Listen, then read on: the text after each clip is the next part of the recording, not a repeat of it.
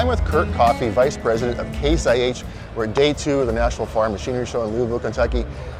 Kurt, Case IH updates for 2025. What are you guys looking at? Technology, operability? What are you trying to do for farmers?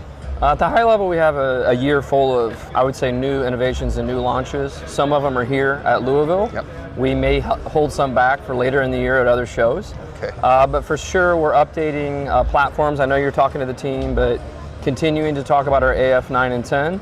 We've taken the new design of our new Steiger 715 we launched last year and brought it down through the entire family. We're standing in front of it here today. And we're pretty excited here at Louisville about our new C platform on the Farmall. I think we have the 120C here. Yep. Completely new redesign. I know you're going to go through that with the team, but that to me at this show is probably the most exciting launch because it's a completely new update of a famous sub-brand within Case IH. Farmall is a famous platform for us. Yeah, I actually spoke with Brian about that Farmall yesterday. It was a great looking tractor. And actually, the AF10, when I was back in Brandon, Manitoba, won an award for agricultural machinery at the Manitoba Ag Days, so it's certainly getting some attention. Kurt, what are you seeing in some ag industry trends for 2025 and looking ahead a little bit?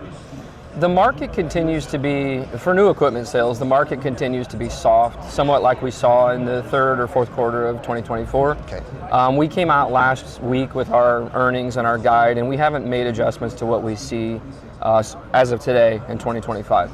I will tell you, our focus right now is making sure we're looking at sustainability with our dealer partners.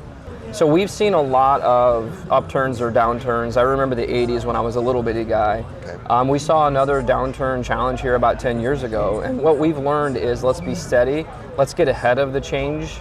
And in that case would be, building used volume, but also declining used values. So last summer, mid-year, we started to really invest in used.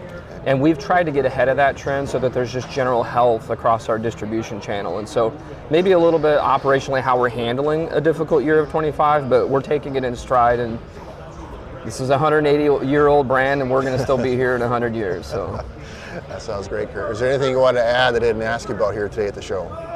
Yeah, I think you touched on it earlier. We're really doubling down on technology too. Okay. And so I know you're going to go through our FieldOps launch.